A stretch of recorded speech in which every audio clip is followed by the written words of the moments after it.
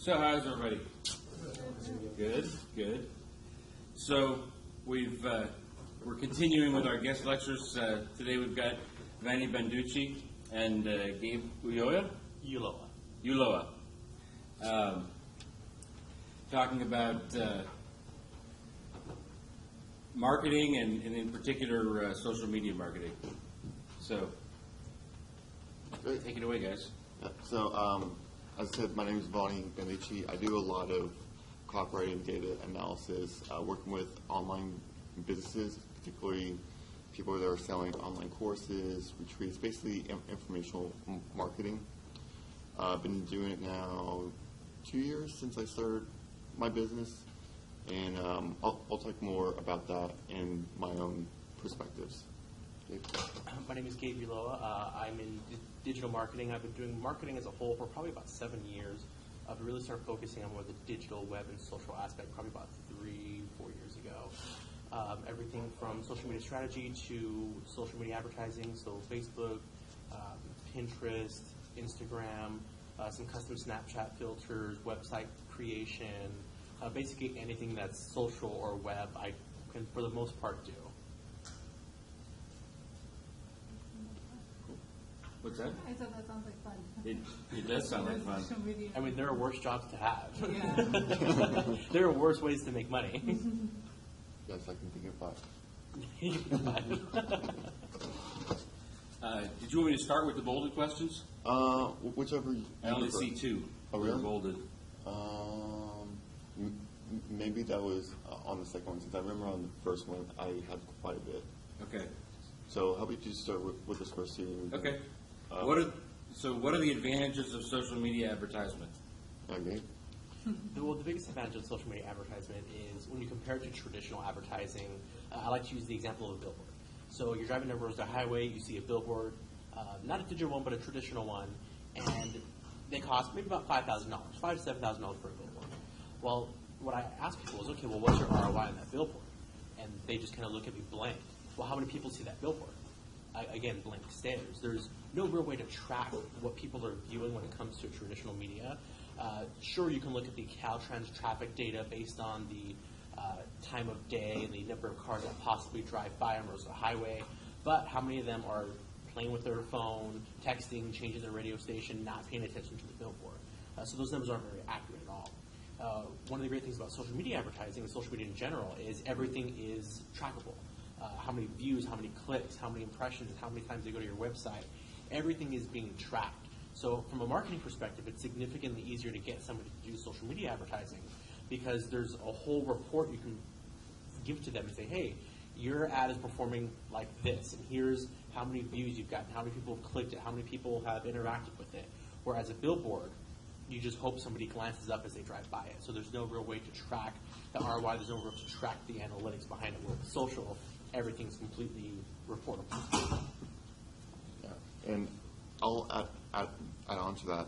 So, like, whenever I talk about doing any type of advertising platform, whether that be social media or stuff like display networks, which would be like YouTube, seeing ads on different websites, is that you're able to pretty much buy data to see who's clicking, who's viewing, who's actually completing whether it be you're trying to get them to download something, to buy something. You can see what age groups, what demographics, what interests are they in, what type of sites are they going to. That way you can have a better understanding of who your customers are, and so you can really hone in on what your, or how you market either what you do or what you sell. And that's really important since, like, a lot of businesses, especially when I first start talking to them, they're very transactional. They're very short-sighted. They don't have a lot of wiggle room, but they don't see the advantages of being able to, like, see, all right, I think my customer is this, to, oh, we have data now that shows our customers are males between the ages of 45 and 55, and they're in these types of industries, and they are interested in these topics. That way they can actually really pinpoint, like, what type of marketing that they should be doing. And I think that's really important when you think about social media advertising, since there is so much noise and you need to be on point and really know who you're marketing to, because if not, you're just going to be ignored. Yeah. What's the most common mistake you see people make when starting a business?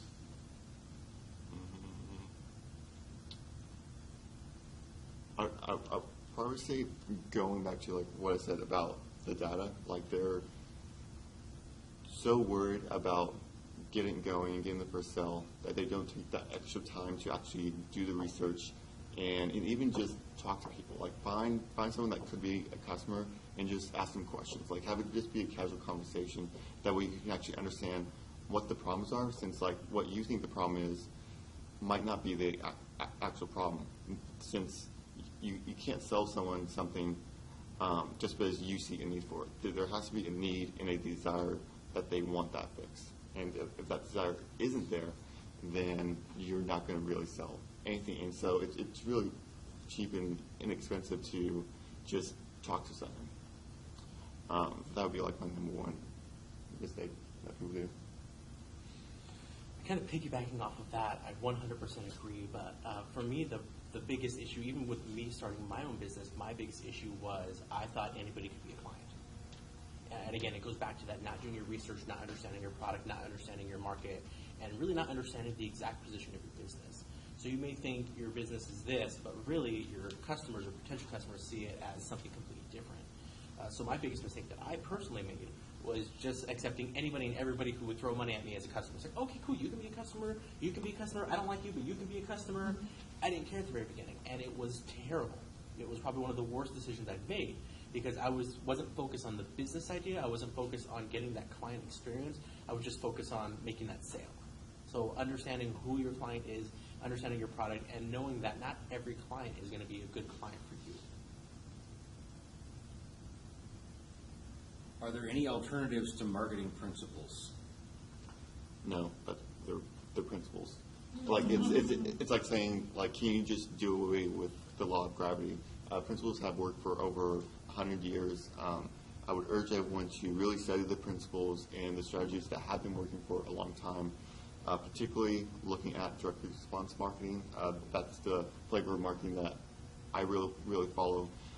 But that type of marketing can feed into the whole business, social media, different advertising networks, different channels that you actually acquire customers. And when you understand direct response marketing, it just makes a whole lot more sense, because you're tracking everything, you're seeing what works, what doesn't, and you're able to see like where your margins are. So like if you're a business that sells like a $2,000 widget, then you have a lot more wiggle room than someone who has a $50 widget. And so if you don't know what your numbers are, then you could be spending $100 to acquire a new customer, but you only make $50. Principles essentially are, I mean, there are certain things, there are certain frameworks, there are certain things you have to do in business, really in everything. If you look at a house, depending on, it doesn't matter what kind of style house you need or you want to build, you need a foundation. And it's the same thing in business, it's the same thing in marketing. You have to start at that ground level, you have to get that foundation down. And the better your foundation is, the better you can build upon it. If you have a weak foundation, or you try to, okay, well, let's try to do this because I want to do something a little bit different, you ruin the structural integrity of that house. You ruin the structural integrity of your business, of your marketing plan. So the foundational stuff is critical. Even though marketing is constantly evolving and changing, it still doesn't matter. You can build your house however you want it, but the foundation is always going to be what keeps you alive. Yeah, and to piggyback on the whole framework thing, something like came to my mind. How many people here like movies? Like everyone? All right. So one of the things that I do to really help me become a better marketer or copywriter is learn how to tell stories better. And so one of the ways that you can do that is actually study movie scripts. And after a while, and you probably already have noticed that a lot of movies have a very similar structure to them. There's some that the structure just doesn't work. They don't execute it very well, but there are still other movies that they use the same exact structure, and you barely even notice it, and you really get pulled into the movie. And so having that structure isn't a bad thing, but you need to understand what that structure is, because it makes what you're trying to do so much easier. You don't need to reinvent the wheel when it's been perfected over and over again. Okay. This is sort of related to an earlier question, but how has social media affected marketing? That's a big question. I would say that social media has given a lot more tools for us to use in attractions. Like before, before Facebook came out with their advertising platform, there really wasn't a way to like target people based off interests, behaviors, and a lot of the nitty gritty stuff that has allowed us to target people. It has added a lot more noise because like everyone's producing content over and over again. There's like duplicate content everywhere, and so it's good in a way because it's almost like word of mouth at scale. Mm-hmm. Since like if you're able to produce something that enough people find of value, then it's going to get to more and more people, and that's a real good thing. But the con to that is there is going to be more noise, and it's like this cycle of you have to keep ahead of everything else, because if not, you'll be left behind in trying to use something less sophisticated than like someone who's on top of their social media marketing. It's really kind of changed the face of not only marketing, but really how businesses are structured in general, kind of across the board. If you think about before, you had to really truly understand all the foundations of marketing before you can do marketing. Now with social media, even if you just understand the concept of marketing, it's easier for businesses to do that. If you look at how social media has changed not only businesses but our society, but each of us individually, how has social media now impacted our lives and our day-to-day? How is it easier to communicate with people? And because of this easeability of communication, if you think about the huge boom in entrepreneurship, anybody can start a business now. Before, that wasn't necessarily the case. You had to have a lot of stuff kind of going before you could even start that business. But now, if I just want to start an Etsy page, boom, I've got a business. How am I going to let people know? Post it on Facebook, post it on Instagram, post it on Snapchat. So it's easier now for people to get that entrepreneur bug and say, hey, I'm going to start a business. Or I think as before, it wasn't necessarily as easy. You had to have a lot more going on. But now it's anybody can start a business. Essentially, anybody can be a marketer. Whether you're good or not is another thing. But anybody can dive into marketing if they want to. Anybody can promote their business. So it's really changed not only how we interact with each other, but really how we function as a society as a whole. When starting a marketing campaign, do you take into consideration target audience's fears? Yes, all the time. Like, you want to start with basic desires, fears, pretty much like go down to like the core emotions of what someone might be going through. You don't always have to focus on the fears in your campaign, but really understanding like where they're at and what they're scared of. That way you can be more, that way you can stimulate them emotionally, but then you rationalize whatever it is that you're trying to sell them logically. Since if you don't stimulate them emotionally, it's just they're just gonna like scroll up, and they won't even know that you're even there. And so, understanding emotion and how you can tap into that is a very important part of building a campaign. Like a example of where I wouldn't use fear is if I'm trying to sell a luxury car or something in the affluent marketplace. Since you don't need to use fear, their motivations are very different than like someone who doesn't really have any protection on their family, and they're like the sole income of that household. And so sometimes you need to stimulate that fear to make them aware of this is a problem that needs to be fixed, whether immediately or in the short term. I would say almost the exact same thing. I mean, with all the noise in social media, you have to do something that's going to stand out when you're just constantly scrolling through your feed.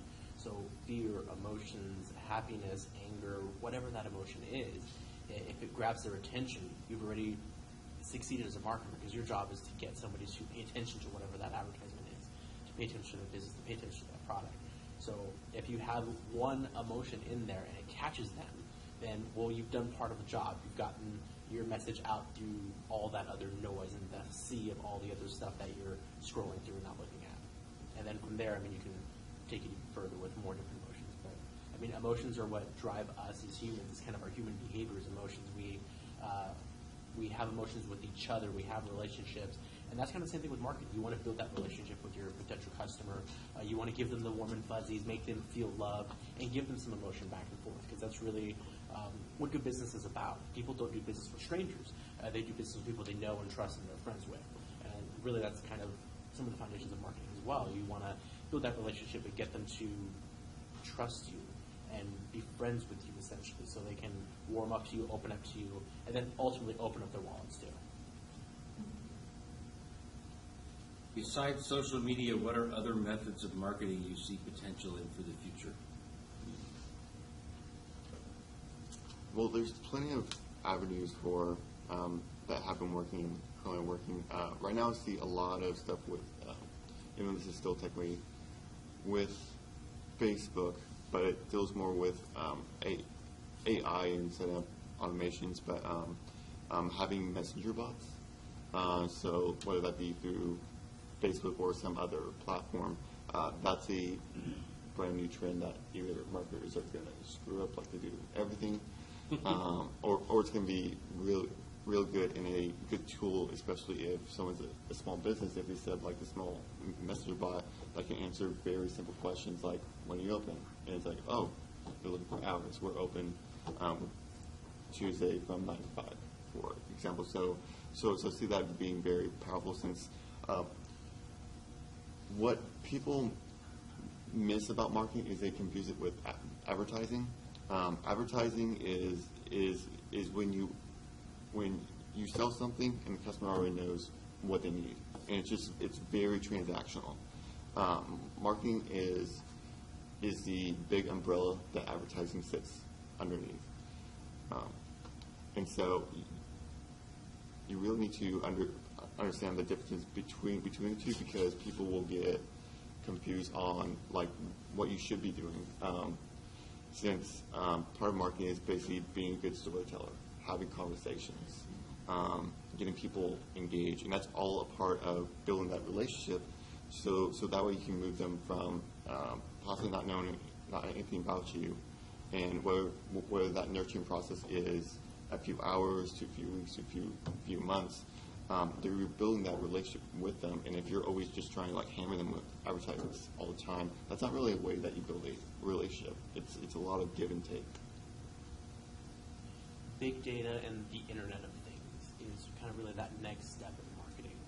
Big data, of course, everything that we're doing is being tracked. I mean, your cell phones, half the new cars now have computers in them that track everything that you're doing for GPS purposes. I mean, everything that we're doing is being tracked and is being collected into these big databases and given to people like us to sell you guys stuff. But there are companies like Nike who's working on smart digital displays where you walk in front of, let's say, a Nike store somewhere, and it recognizes, oh, okay, Gabe, he's a 5'6" male, so let's superimpose some running gear on him. Let's superimpose clothing on him. Or let's say you walk into a branch at your local bank and you want to sit down with the loan officer and they check you in, and based on your name, it pulls all the general information about you, and then we'll show you marketing messages based on what your target audience is more into. Okay, if you're a single male, if you're married, if you're in your 20s, your 30s, your 40s, all those are different types of messages. So really it's going to be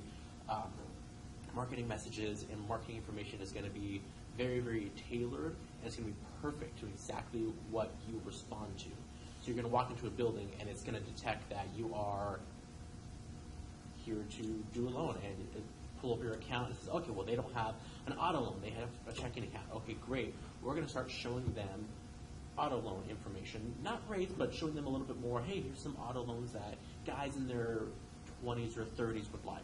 So everything's going to get really, really, really smart. With all the available data around, things are going to get presented to us in a much smarter fashion than they ever have before. We won't even know it's marketing. We'll just think it's Display that's showing display. us. Yeah. We won't even know. I think it'll reach a point where we're not going to know we're being marketed to anymore. It'll just be second nature. What inspired you to start your own marketing company? For me, it was more out of necessity. Like previously, I was working in IT, was didn't really like that industry that I was in. Worked long hours, and the path to promotion was long and slow. And so I left that job and actually started my company as a web design shop. And so that's pretty much just building websites. And then gradually I learned more and more about marketing and how you can't really sell a website unless the business owner actually knows how they're going to market what they do. And so it's better for me to be a marketing consultant that at a time built websites. Now I just work with someone like Gabe to basically tell him we need all these pieces, and you can build it. You can have the bigger contract, but that way I can just do the thing that I know that I'm really good in. And so really it was all just out of necessity of what I do. What do I know? What am I good at? What am I not good at? Do I really want to go into employment again? And answer that question fairly quickly. Okay. I'm a hybrid, so I have a day job as well in marketing, but I also have a marketing consulting business on the side where I do marketing as well. So I ended up doing a lot of pro bono, kind of free marketing for a lot of nonprofits and organizations in town, and then just kind of friends and family. So I was doing it for free for a while. I'm like, well, I can make money instead of just doing it for free. So that's basically kind of that turning point for me. Is I've got enough experience, I've got enough knowledge, I know what I'm talking about, people respect me. Why can't I start charging me for this stuff instead of giving it out for free? And that was really the whole, it's time to start making money doing something you love that you do in the day, but you can also do on the evenings and on the weekends as well. Okay. What advice would you give someone that's not a marketing major who wants to take a step in this field, like small steps to do on their own? Yeah. I would say the first thing is take a look at what your own skill sets are, because just because you don't see yourself as a marketer, that doesn't mean that you don't have the skill sets. So about probably 6 to 9 months ago, I started doing qualitative data analysis, and so that's pretty much just looking at what someone said in an open-ended response to figure out, okay, what are they trying to say? I didn't really learn that in a class or through experience, but it's just something that I knew that I can quickly figure out what someone is trying to say if they've written down something. And there's all these different jobs that you can get in marketing. Like you can be someone who runs traffic, write words down, whether that be sales copy or content marketing. You can be an account manager, someone who doesn't really have to know that much about marketing. They're just managing the clients.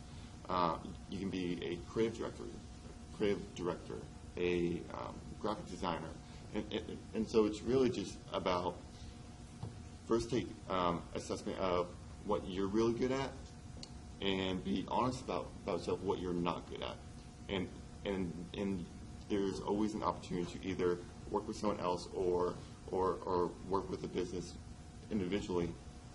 That way you can do that thing that you are really good in really well. So don't think just because you didn't study marketing or you don't know much about marketing that you can't do something for business that supports the marketing. And I would say a lot of the work that I'm doing now, especially for the clients that are paying me a lot more, that's qualitative data analysis. I didn't learn that in school, but because of my own innate strengths, I've been able to sell that service at a high ticket offer. So so don't let that block you. I love this question because I didn't study marketing. My bachelor's is in sociology. I stumbled upon marketing. I just kind of tripped and fell into marketing and been doing it for 7 years. My big thing was I had a good sales background, so that kind of helped me transition into marketing. When I graduated Cal State, everyone's like, oh, so you're going to get your master's and you're going to do counseling, you're going to do teaching. Why sociology then? I said, well, it was interesting and I'm paying for it, so there you go. My big turning point for me was I happened to get an internship, and because of my sales background, they thought I would be good in a marketing role. So I ended up getting a marketing internship, and through that I started learning hands-on about marketing and how marketing was done in real-world applications with real companies all over the country. And then from there, I'm like, this marketing thing's kind of neat. I like this. And then I just kind of started self-teaching myself and learning a little bit more. And then I took that delightful, just out of college job that pays you very little and treats you terrible. But I ended up learning a whole lot about marketing because I started from the ground and worked my way all the way up. So because of that, I ended up just learning hands-on all about marketing. So you don't have to study marketing in school. You don't have to have a bachelor's in marketing. If you're passionate enough and you really want to learn, you can do it.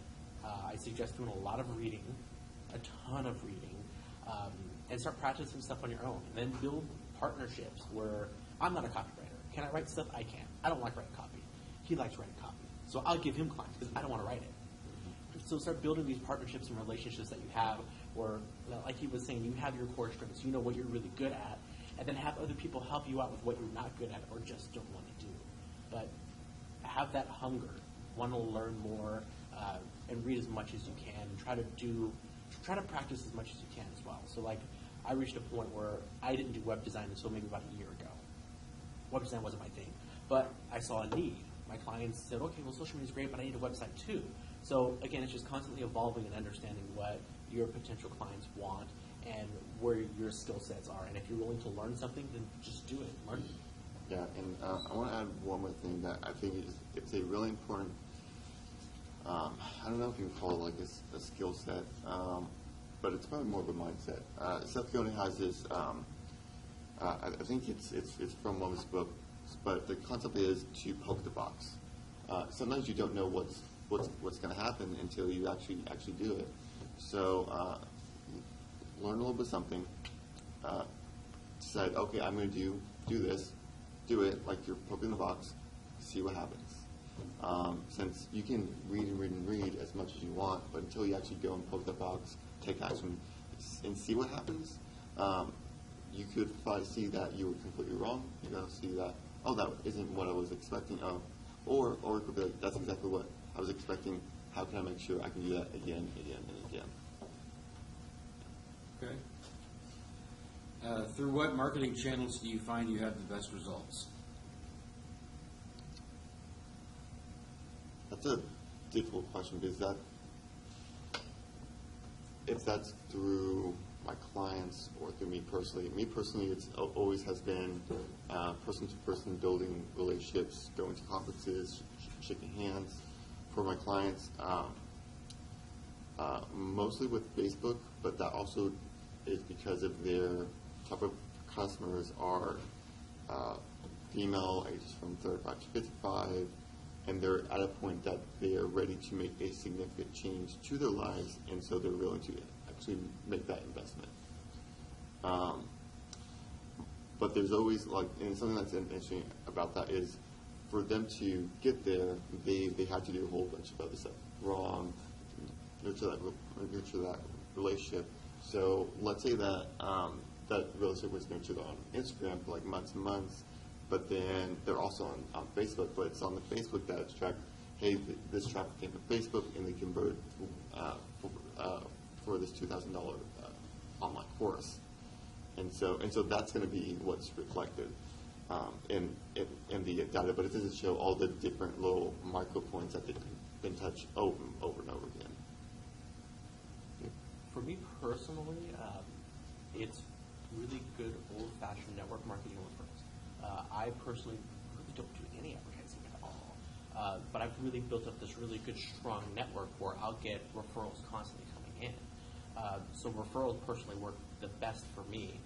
For my clients, it depends on the client specifically, but it ranges anywhere from any and every social media platform to kind of new and different ways of marketing online, like advertising in Waze or Yelp advertising, or anything that you can think of as far as advertising goes across the board for social media platforms, and then remarketing and retargeting advertising. So utilizing some of the tools within Facebook to remarket to people that visit your website, or remarket to people who have signed up for your newsletter or have interacted with you and given you your email address.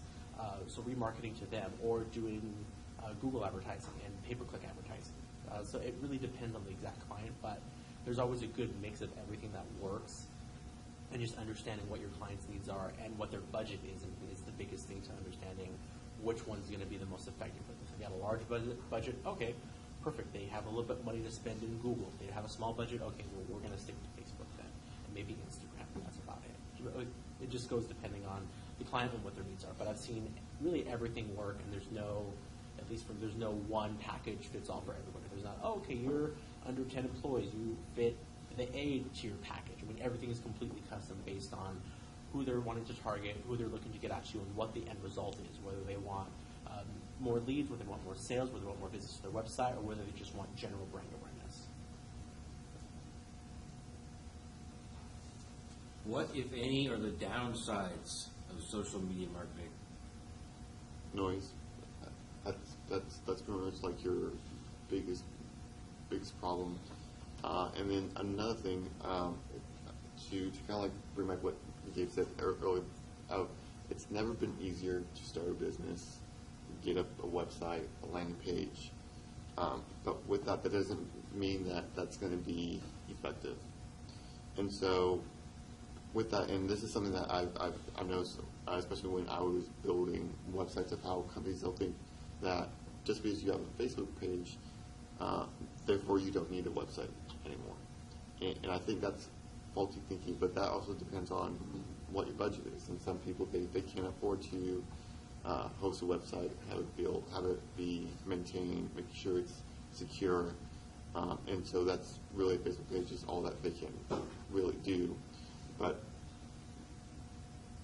just know, just because it's easy to do doesn't mean that's always the right path or the final solution for what you should be considering, evaluating, and improving upon with your marketing practices. Repeat the question, please.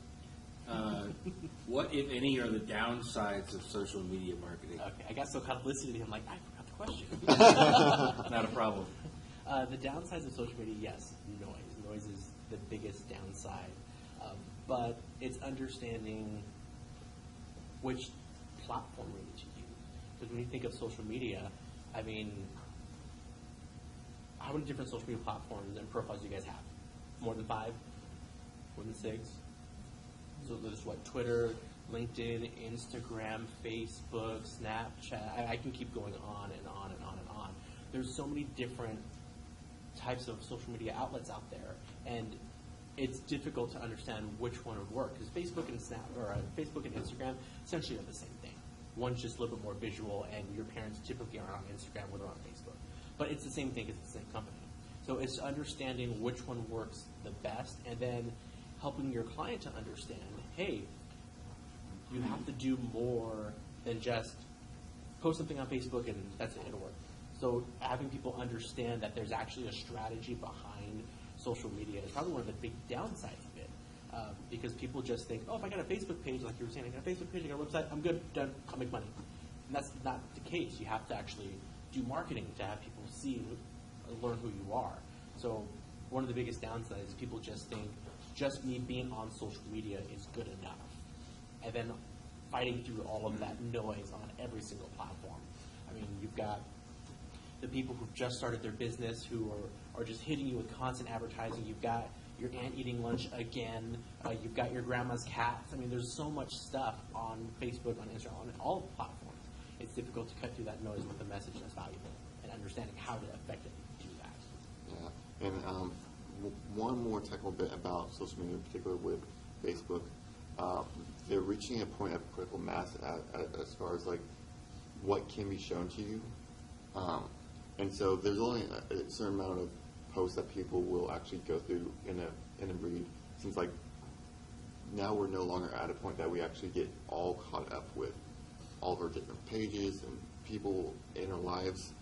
And so with the algorithms on Facebook, they're always trying to prioritize like what people are actually responding to, but it also responding to in the right way, since they want people to continually be coming back to Facebook and these social media platforms. And because there's just so much volume, Facebook has to prioritize and even I deny your postings to be shown to as many people as you would like to, just purely on the fact that there's just not enough space to show it all.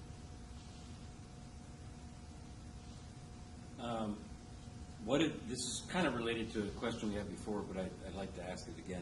What advice can you give to someone who wants to start their own business?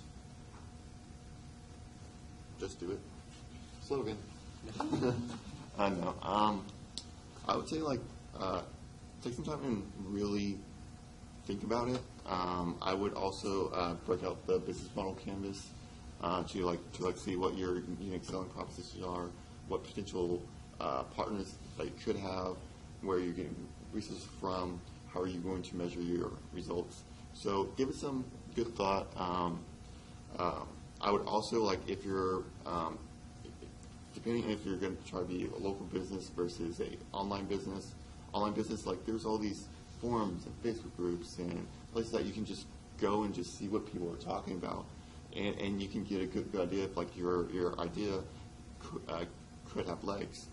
And there's all these free tools with Facebook advertising. You can look at audience insights to see if you want to do something that's similar to what website was it? Tiny Buddha. You can go into audience insights and say, show me all the information that you have on Tiny Buddha, and it will have age groups, income levels, are they single, are they renting a house, do they own a home, all these different metrics that you can use to help make that decision of if you should move forward with your idea. I would also say, going back to the CAN slogan, just do it. First, on average, it takes 1 to 3 businesses before you actually hit a successful business. Some people, like me, we just keep on chugging on the same business till we pivot enough to make it work. Other people, they'll start one up, see what fails, shut it down, start another one up, and so it just takes some time for most people to actually get that successful business up. I would definitely do your research. Understand, okay, is the product or service that I'm selling wanted? Do people want it? Do people need it? Is it a necessity? Understanding who you potentially are going to market to, but really just do your research, understanding your business, what your strengths are. Secondly, I'd say build a network. Not necessarily of customers, but of mentors, of peers, of people that you can go to and bounce ideas off of. Having that network, whether it's local chamber of commerce, whether it's classmates, whether it's family and uncle, whoever it is, whether it's an entrepreneur group on Meetup, whatever that is, make sure you have some type of network, a support network to help you, not necessarily financially, but creatively and mentally. You really need that kind of focus to understand, okay, well, how am I going to do this business? How am I going to do that? How am I going to do this? And just understanding, getting all the pieces together and talking with somebody. Because there have been times where I'm not sure what I'm doing with my business, and I'll have a conversation, I'll have lunch with somebody, and just bounce some ideas off of them, and then from a lunch meeting, I'm I've got this great idea, I'm going to do this wonderful, awesome thing. But just talking with people, building that network is one of the most helpful things to do. And then just don't be scared. Jump into it. Just, I hate saying it, but just do it. Anybody can start a business on Facebook. You can start one while you're sitting in class right now. So it's super easy to do it, so just do it. And if it fails, it fails. And just try another one. Try another idea. If that fails, then that's fine. Try another idea. Ideas don't cost you any money. They're free. You can think about neat ideas all day long. So if you've got this great idea, just try it. And if it doesn't work, that's fine. Maybe it just needs to be tweaked a little bit. Or maybe that great idea is the next big idea, and it's going to make you a ton of money. If you look at some of the most successful entrepreneurs today and some of the largest businesses, everything was just started with a simple idea. What was the most challenging aspect of starting your business?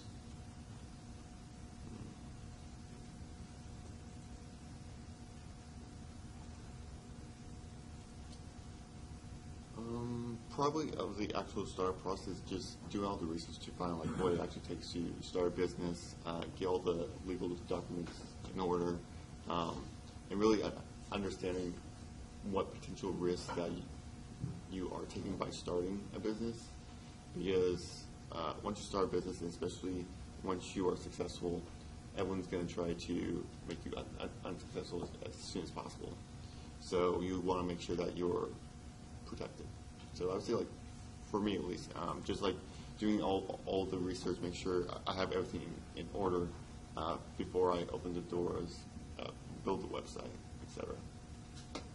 Time management and workload was the biggest for me. Because with me working, for the most part, full-time during the day, it's balancing that regular work job with side work job. And, clients have stuff going on all throughout the day. So, I can't just like, oh, sorry, I don't get off of work till 5:30. Your website being down is going to have to wait till I get off of work. That doesn't work for a client.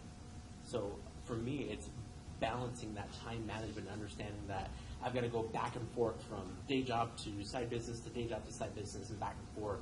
So just being able to be really, really good at time management and get things done efficiently and effectively and as quickly as possible. If you had to start over again with your company, would you do anything differently?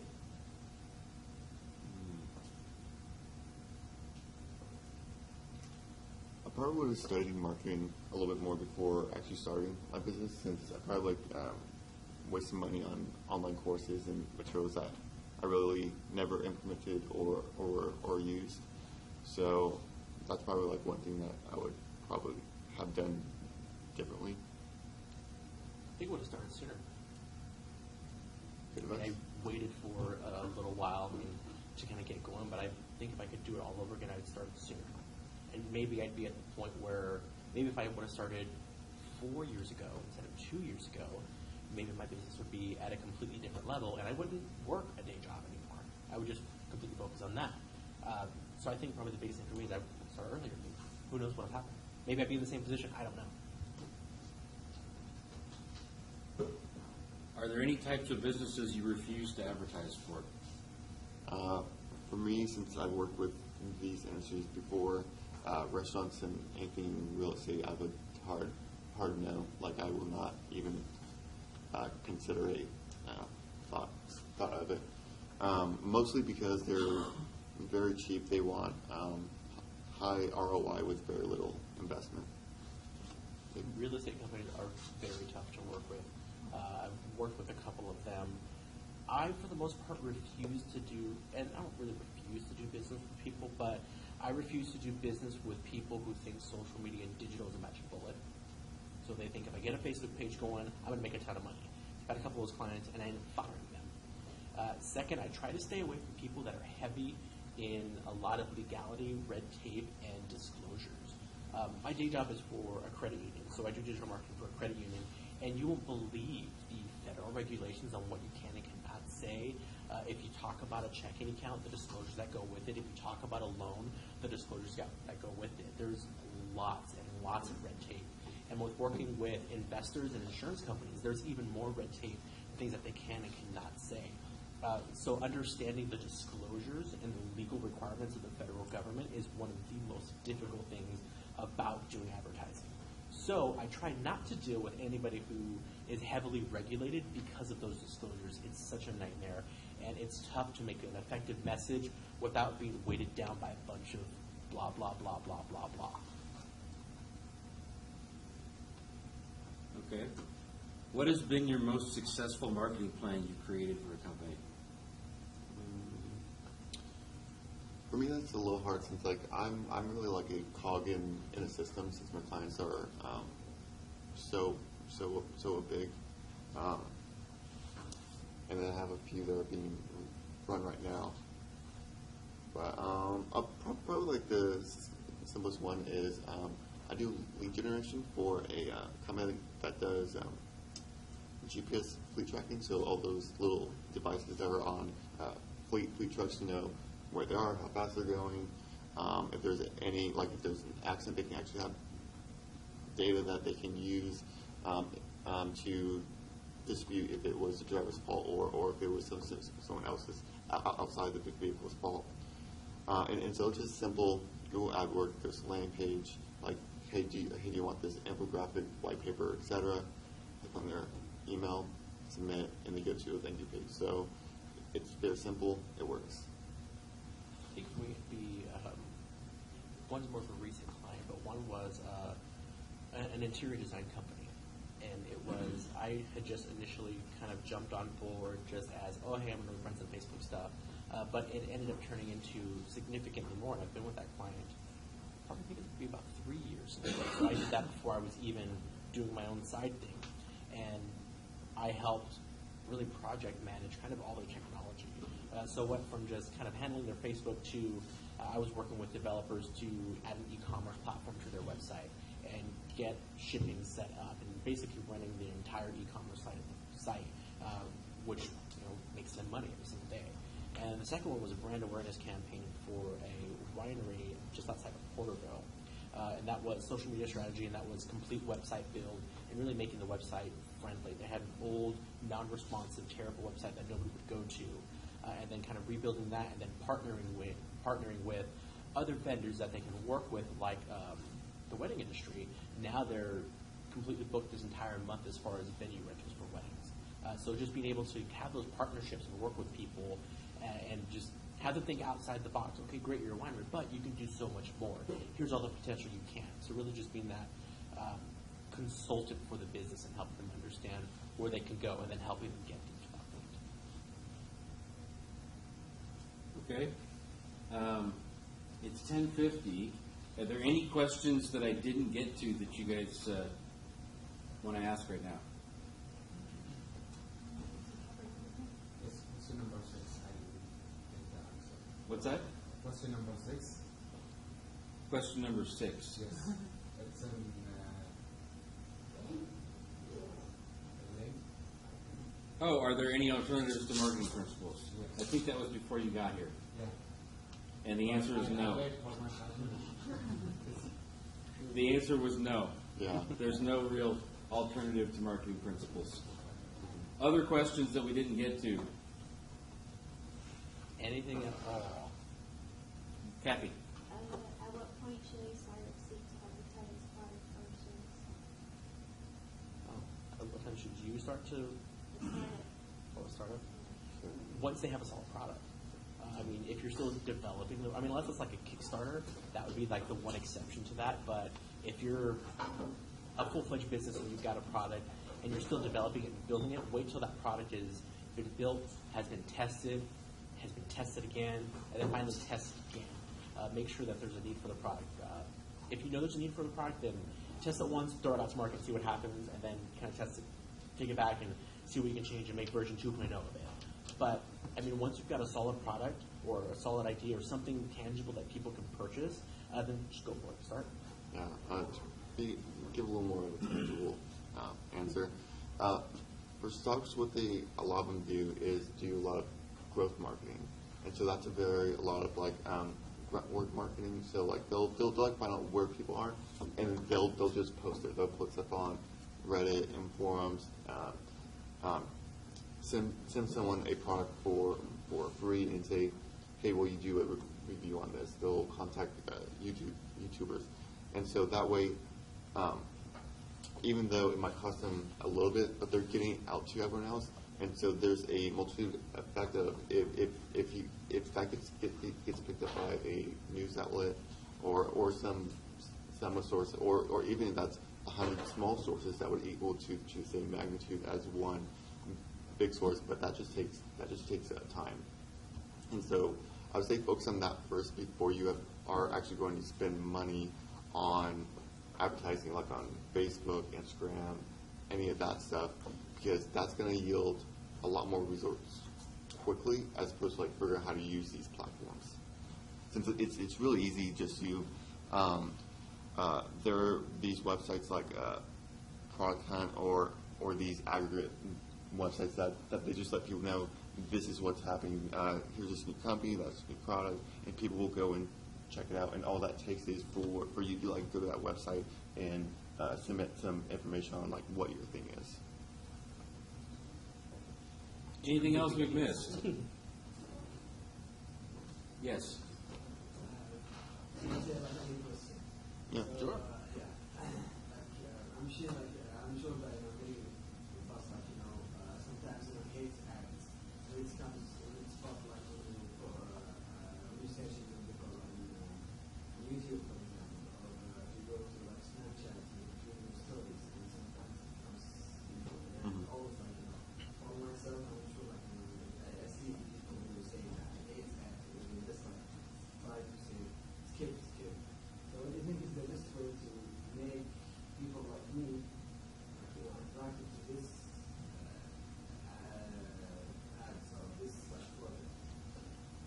Yeah, I would say real focus on storytelling, like being able to share a moment in a way that it doesn't seem like you're being that transactional of like, hey, here's a product. It's more about sharing a moment or being really good at storytelling. That way, you're going below the radar of what people see as a advertisement.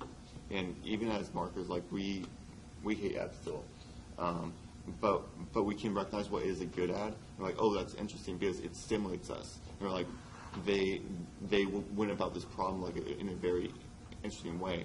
And by understanding who you're marketing to, that's really important. Since if you don't understand who they are, you don't understand what makes them laugh.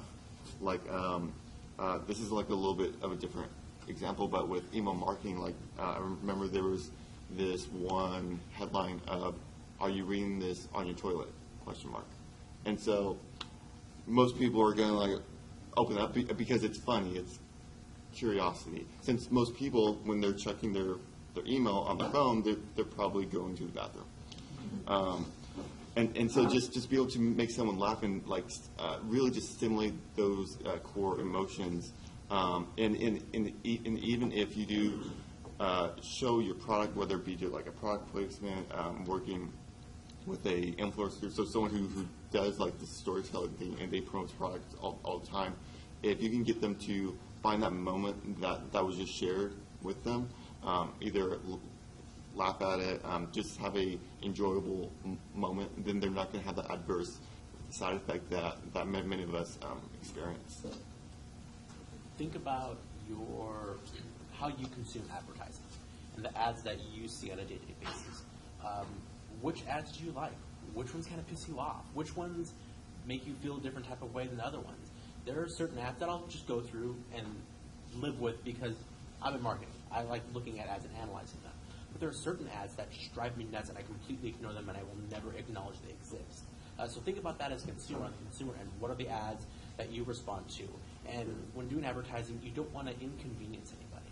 Like if I'm reading an article and then all of a sudden the whole screen goes black and this advertisement pops up, I immediately close out of it because I'm halfway through an article that I'm trying to read.